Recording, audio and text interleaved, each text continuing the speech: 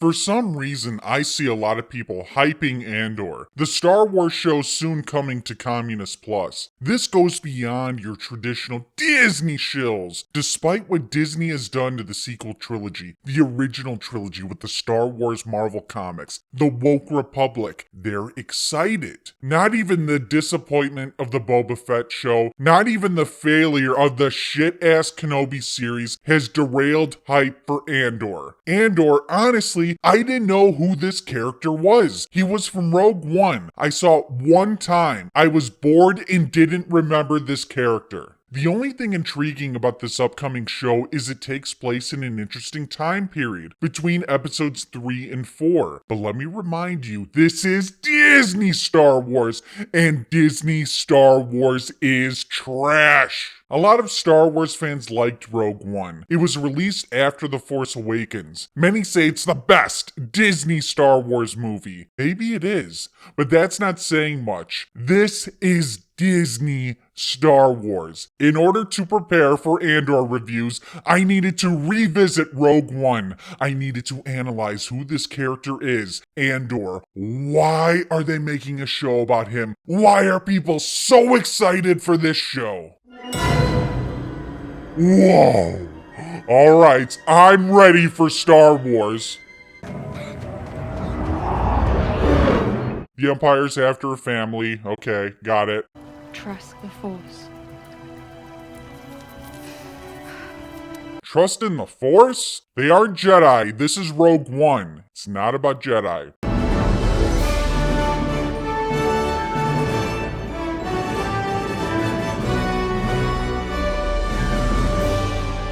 Wow, this intro sucks. Shit music. 9 minutes in, Ring of Kefrine, cool looking planet or asteroid. I believe there are 9 planets in Rogue One. This movie isn't very good, but you can tell they put more thought and planning into this than the entire sequel trilogy. However, every few minutes they skip around to other planets. It's like they're trying too hard to make this work. It's like it's overcompensating for lack of a plot. And about 10 minutes in, Andor makes his first appearance. He's telling people they're making a weapon.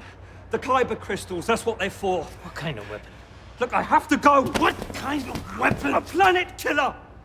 That's what he called it. Planet killer. Bad acting. Come on, let's see some scan docs. Yeah, of course. Just my gloves. I see what they're doing. They're setting up Andor to be a Han Solo badass. He kills the stormtroopers and he kills this guy who surely would have been a rat to the Empire. Calm down. Calm down. We'll be alright. This is where Andor peaks in this movie. The rehashed Han Solo deceptive kill, the murdering of a rat. For the rest of the movie, he's very quiet and cucks for Jyn Erso, the strong women lead. Here she is kicking ass of men.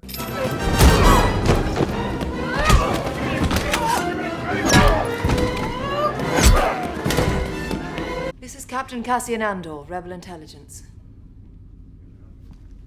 When was the last time you were in contact with your father? 14 minutes in, we learn who Andor is, why he's important. He's Rebel Intelligence. So Mon Mothma, who looks like Molly Damon in the upcoming Andor show, is using Jyn Erso. Why is her name Jyn? I hope they're not ripping off Qui-Gon Jinn. That would be kind of lame. The rebels are using her because her father helped build the Death Star, and they think she could help stop the Death Star.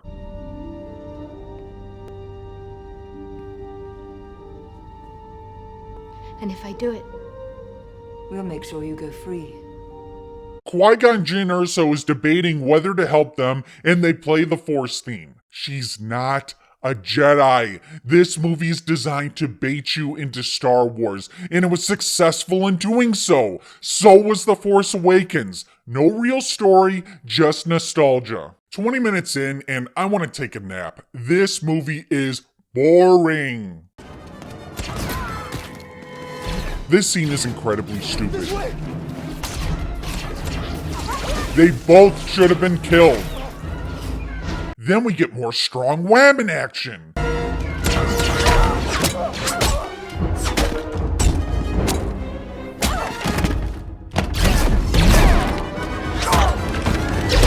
Let's think about this. Female leads, not the problem. There's many movies with female leads, but we all know Disney Deliberately, purposefully. pushes woke garbage into their Star Wars content. The first Disney movie was Rey. She was a Mary Sue and beat up toxic men. The second movie Disney made, which is under the radar, Jyn Erso is a strong female lead. She beat up toxic men.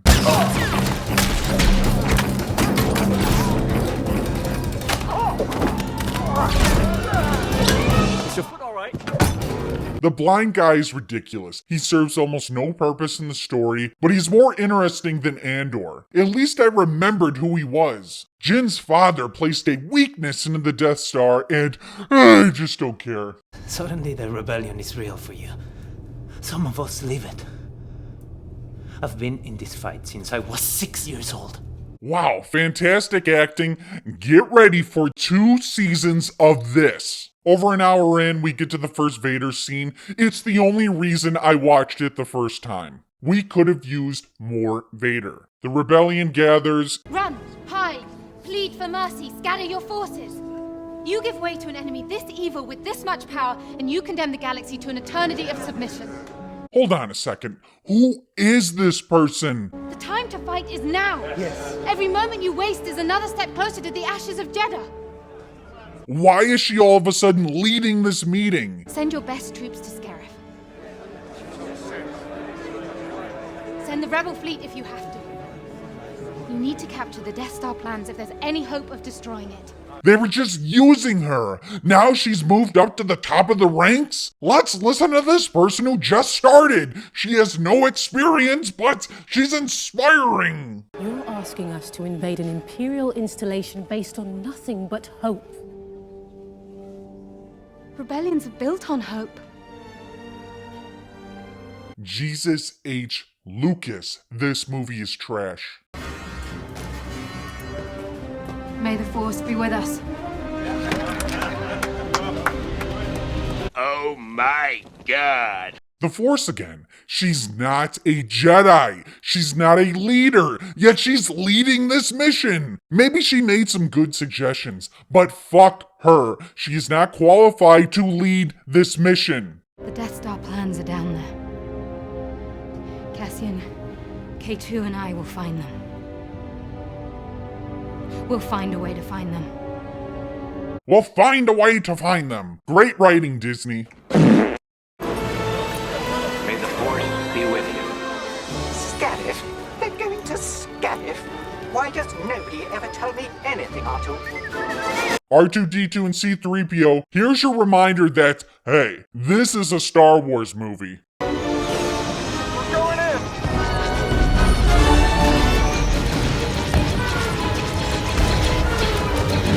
How do I find them? Searching. They're trying to recreate the same kind of Death Star infiltration from A New Hope. This is the second movie in a row that's trying to recapture the nostalgia of Episode 4. They even ripped off Porkins. They're all over me!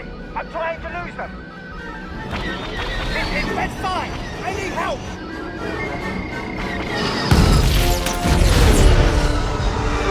You have to. They have to hit that gate. If the shield's open, we can send the plans.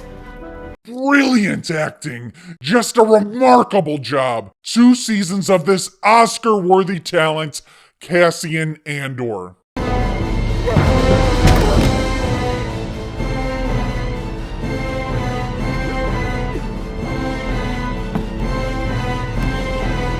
Okay, Qui-Gon Jinn Erso, strong women, beating up men, leading mission she's not qualified for. Now she's climbing a wall like Rey Skywalker. She's so inspirational. Her and Rey should have a baby together. I don't want to hear about the biology because that's bigoted. And even though Jyn Erso is dead, she can identify as alive. Disney's hashtag target audience. I think the movie ends well. The hallway scene is the best scene, the most memorable scene. Again, they seem to put more thought into this than the sequel trilogy, even though it's bad. Then it ends on the cheese hope line, which they've been setting up the whole movie. What is it they've sent us?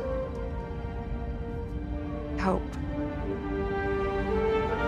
Rogue One is highly overrated. It's just a garbage Disney movie that no one wanted. Why would I want to watch this movie ever again? It's boring. Take the Vader scenes out of it, then you got Andor cucking for Qui-Gon Jinn Erso the whole movie. I can't believe Disney thought it was a good idea to center a whole show around Cassian Andor. I completely forgot who this character was. They introduced him as this Han Solo badass. They never followed up with that. He's quiet and he's a bad actor. I am looking forward to this shit show coming to Communist Plus, but not because I'm going to enjoy it, because I will be releasing reviews for every episode and I will be trashing it every week, and the Disney shills and Disney sympathizers are going to cry about it. I am growing stronger in the dark side every day, but I need more Knights. Become a Knight, subscribe to the channel, join the Knights of Melvin Discord, help plot to take down Disney and all their shills. The dark side of the Force is a pathway to many abilities some consider to be unnatural.